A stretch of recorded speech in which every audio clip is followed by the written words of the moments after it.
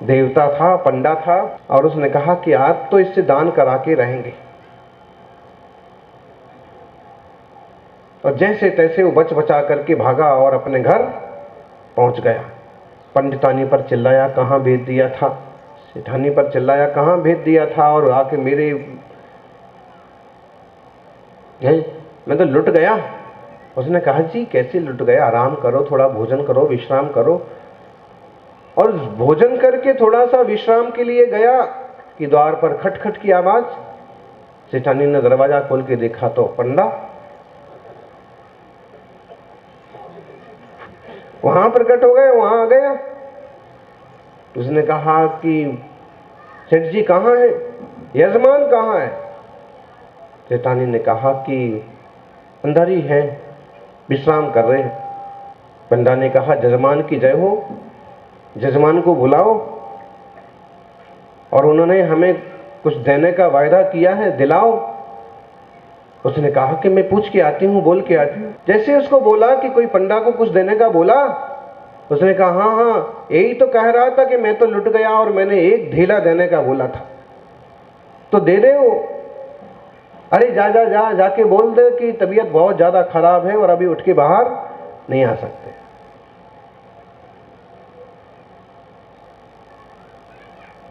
जाके कह दिया कि भी तबीयत बहुत खराब है और उठ के नहीं आ सकते। पंडा ने कहा, कोई बात नहीं, मैं यहीं बैठता हूं, जब तबीयत सही हो जाएगी उसके बाद मैं जाऊंगा। उसने भीतर जाके कहा कि तबीयत खराब बोला तो वो तो वहीं बैठ गए हैं चबूतरे पर, बाहर होटले पर, और बोले जब तबीयत सही हो जाएगी तो मैं अपना एक ढेला लेके ही जाऊंगा। और मेरे को कहा है कि मैं भूखा हूं तो कुछ भोजन की व्यवस्था कर।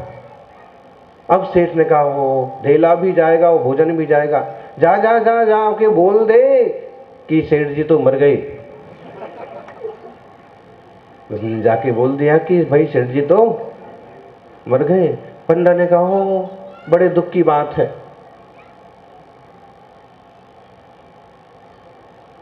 अब इनकी अंतिम क्रिया भी करना पड़ेगी, गांव वालों को भी बताना पड़ेगा। तो यहीं बैठ, एक औरत कहाँ गांव में बोलने जाएगी, मैं गांव वालों को बोल के आता हूं कि सेठ जी गुजर गए। और सब सुन रहा है अंदर, लेकिन कंजूस ने ये भी फिक्र नहीं की कि गांव वाले आएंगे तो फिर क्या होगा। और गांव के सब लोग आ गए और सब लोगों ने इकट्ठा होकर के अर्थी बना ली और उसको बांध भी लिया, और वो बंध भी गया, एक ढेला नहीं छूटा। लेकिन शमशान घाट में लेके गए और उसको अर्थी पर, चिता पर रख भी दिया। अब देखा कि ये तो हिलडुल भी नहीं रहा है, और पता है कि कंजूस एक ढीला नहीं देना चाहता है, इसलिए सब मरने का सोंग कर रहा है। और अब तो आग लगाने की भी तैयारी। गांव के मुखिया ने कहा, भाई अब अंतिम आग लगाइए, अब बस हो गई सारी क्रिया विधि। तब पंडे से रहा नहीं गया कि लगता है एक ढेले के पीछे अपनी जान दे देगा। तो उन्होंने कहा कि भाई ठहरो, मैं सेठ के कान में कुछ कहना चाहता। और कान में धीरे से कहा कि भाई मैं देवता हूं और देख तेरे लिए दर्शन देने के लिए जमीन पर आया हूं, आंख खोल। और जैसे कान में इतना धीरे से कहा तो उसने आंख खोल के देखा तो देवता तो कोई नहीं था, वही पंडा था। उसने वापस आंख बंद कर ली। तब पंडित ने कहा कि भरोसा कर भाई, और तुझे अगर भरोसा नहीं तो वरदान मांग ले, जो वरदान मांगे था तुझे मिल जाएगा। उसने इसी वरदान का सुना तो उठ के बैठ गया। उसने कहा कि मुझे तो और कोई वरदान नहीं चाहिए, जो एक ढेला आपने मेरे से मांगा वही माफ कर दो।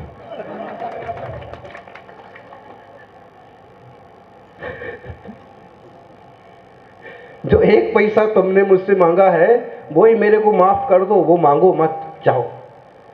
उन्होंने कहा, भाई मैं हारा, तू जीता, तेरी कंजूसी भली।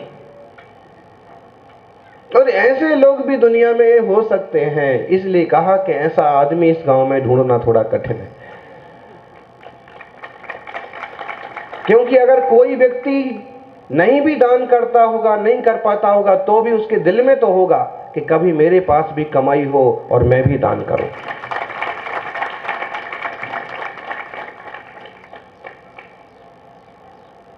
और दान से सामाजिक समरसता बनती है, दान से उदारता प्रकट होती है। इसलिए जो जरूरतमंद लोग हैं, जहां आवश्यक है वहां दान जरूर करना चाहिए और तुरंत करना चाहिए। एक सेठ जी बोली लगा रहे थे और बोलियां चल रही थी और वो 1 लाख रुपए तक पहुंच गए कि भाई 1 लाख रुपए, बात प्रक्षालन की बोली। उसके आगे कोई दूसरा चला गया तो फिर किसी ने, पंडित जी ने टोका कि 1101 कर दो। उन्होंने कहा नहीं, अब 1 लाख तक तो बढ़ ही गए हो और 100 रुपये बढ़ने में क्या। उन्होंने कहा नहीं बढ़ सकता 100 रुपये। क्यों? 1 लाख रुपए दे सकते, 100 रुपये नहीं। उन्होंने कहा कि दे तो सकता हूं, लेकिन मेरा नियम है कि जिस वक्त जो कुछ बोलता हूं तुरंत निकाल के रखता हूं। अगर 1 लाख पर बोली मेरे पर टूटती तो ये मैं जेब से निकाल के रखता, और 100 रुपये मेरे पास अभी नहीं है, बाद में दे देना। बाद का मैं भरोसा नहीं करता, कल सांस है कि नहीं घड़ी भर की किसको पता है।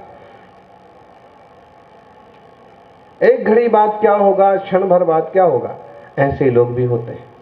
जैसे अभी आपने देखा, उन्होंने चांदी का दान बोला और तुरंत ऐसे करना चाहिए। अच्छा, कभी सामाजिक व्यवस्था होती है कि इस ढंग से आप कर सकते हैं, वो सामाजिक व्यवस्था है और उस ढंग से भी आप कर सकते हैं, लेकिन कोशिश ये करना चाहिए कि पता नहीं कल का दिन कैसा आए। भगवान करेगा अच्छा ही आएगा, अच्छे करने वालों के साथ अच्छा ही होता है, लेकिन कहीं कोई धोखा हो गया, कहीं खोटा कर्म आ गया तो मैं दान का कुछ भी बाकी नहीं रखना चाहता। कई बार ऐसा भी होता है, 1-2 प्रसंग हमने ऐसे सुने कि दादाजी तो दान कर गए थे और पोता कहने लगा कि हमारी जमीन, हमारी जो भवन है वो हमको वापस करो। दादा तो दान कर गए थे, अभी आगे वाली पीढ़ी ऐसी पैदा हो गई। इसलिए जो कुछ किया है तुरंत फाइनल। 7 पीढ़ियों की चिंता नहीं करना, अपने आत्मा की चिंता जरूर करना। 7वीं पीढ़ी की चिंता करते क्यों बैठे हो? सेठ ने कहा कि 7वीं पीढ़ी का क्या होगा, 7वीं पीढ़ी का क्या होगा। 7 पीढ़ियों का खाने जितना तो है, रहने जितना तो है, 8वीं पीढ़ी का क्या होगा। धर्मात्मा श्रावक ने कहा कि जरा गांव के पंडित जी से मिलके आओ। और जब गांव के पंडित जी के पास गए तो देखा, पंडित जी को ये दान दे के आओ, एक दिन का भोजन दे के आओ। और जैसे पंडित जी को भोजन देने लगे तो पंडित जी ने कहा कि मुझे नहीं चाहिए। क्यों नहीं चाहिए? आज के लायक भोजन मेरे पास आ गया है, तो कल काम आएगा, मैं कल की चिंता नहीं करता। बच्चों के काम आएगा, बच्चे अपना कमाएंगे, खाएंगे। मुझे तो 7वीं 8वीं पीढ़ी की चिंता लग रही है। पंडित जी ने कहा कि सेठ जी 8वीं पीढ़ी की चिंता क्यों करते हो? और 8वीं पीढ़ी की चिंता करते हो इसका मतलब है कि 7वीं 8वीं पीढ़ी में लंगड़े लूले पैदा होंगे क्या? वो कुछ नहीं करेंगे। अपंग मत करो भविष्य को।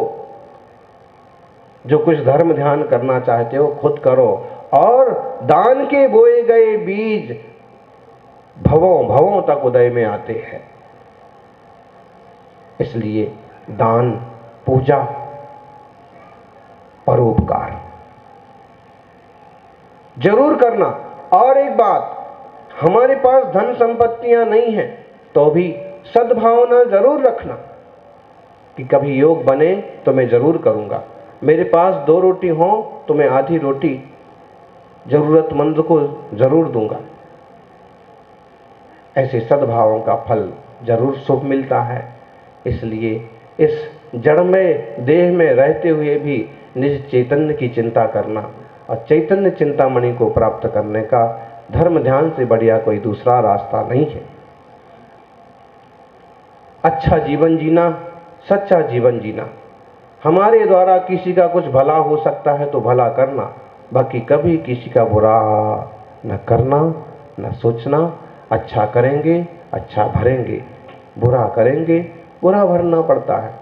इसलिए सन्मार्ग पर चलना, महापुरुषों के कहे रास्ते पर चलना, जैसे प्रभु महावीर का श्री राम का जीवन रहा, वैसे ही कुछ अंश अपने जीवन में भी प्रकट हों, भेद विज्ञानमय जीवन हो, ऐसी मंगल भावना। भगवान से बात करना है तो दिल की जरूरत होती है।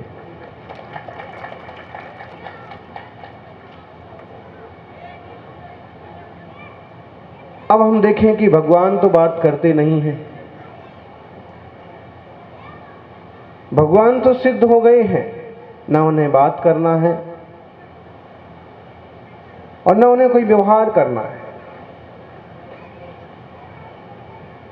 फिर भी हम कल्पना करते हैं, हम भक्ति करते हैं और भक्ति का फल मिलता है।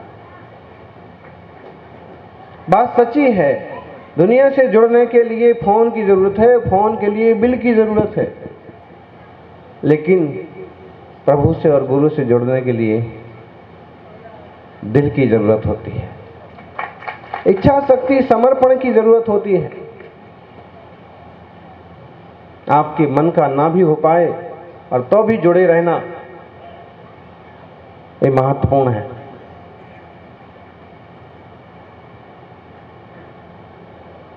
ज्ञानियों, संसार से जुड़ेंगे तो संसार में रुलेंगे और सन्यास से जुड़ेंगे तो मोक्ष में मिलेंगे।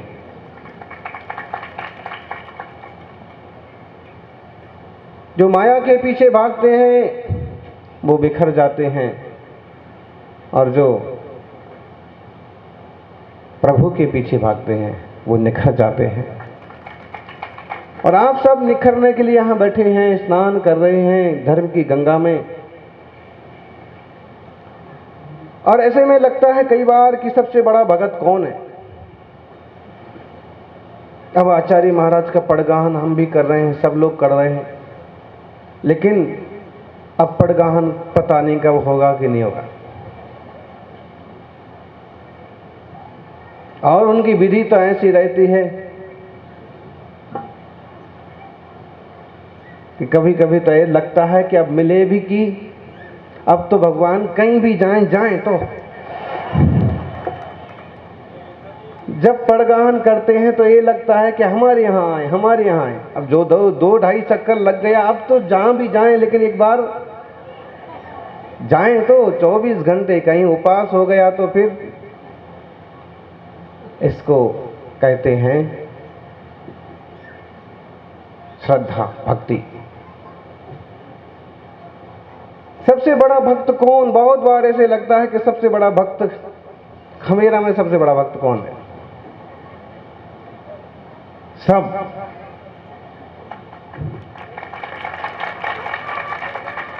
सबसे छोटा भक्त कौन है? वास्तव में श्रद्धा भक्ति ऐसी चीज है कि जिसे नापने तोलने का आज तक कोई भी हिसाब किताब नहीं बना, कांटा बाट नहीं बना।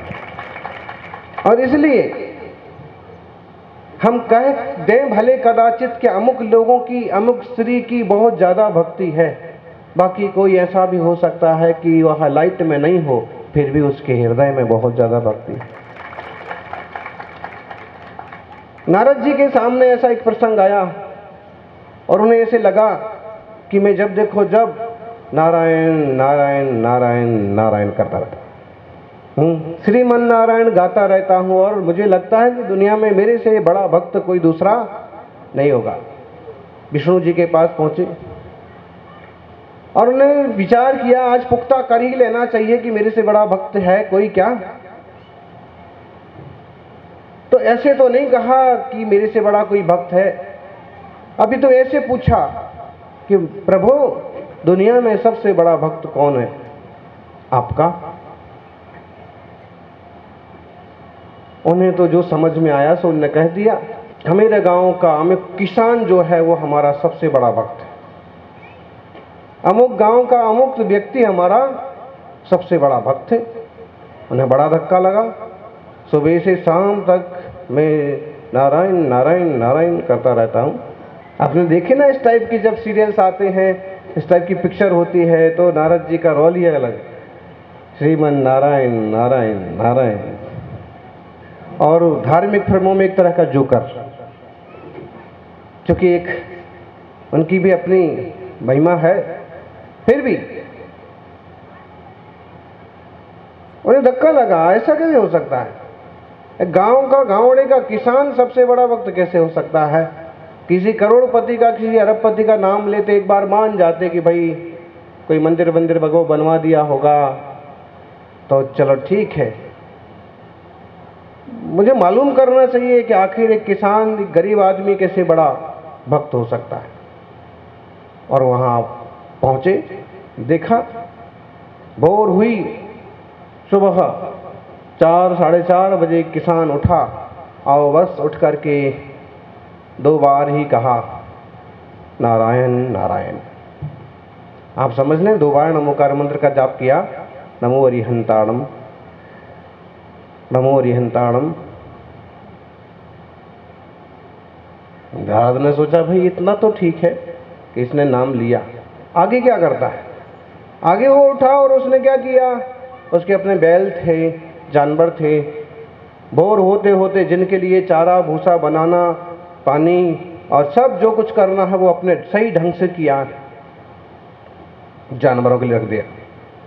जैसे ही सूरज उगा ऊपर चढ़ने लगा कि अपने बैलों को लिया, गाड़ी में जोता, खेत हल में जोता, खेत की ओर चढ़ पड़ा, काम करना चालू किया।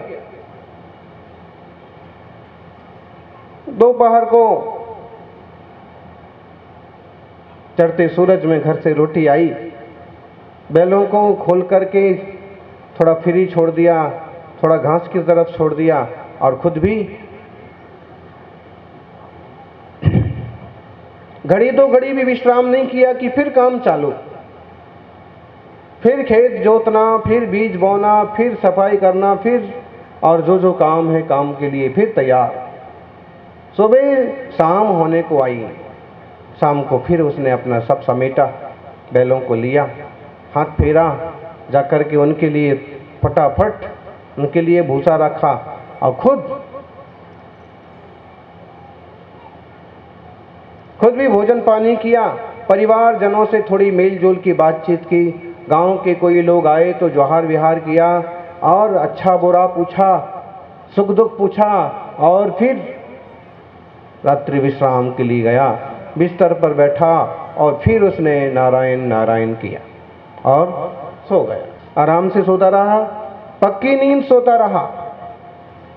जो ईमानदार होते हैं, मेहनत कश लोग होते हैं, इन्हें नींद के लिए गोली खाने की जरूरत नहीं पड़ती है। और जिनकी जेब में, जिनके पेट में कुछ गड़बड़ आ जाता है, उनके लिए गोली की जरूरत पड़ती है।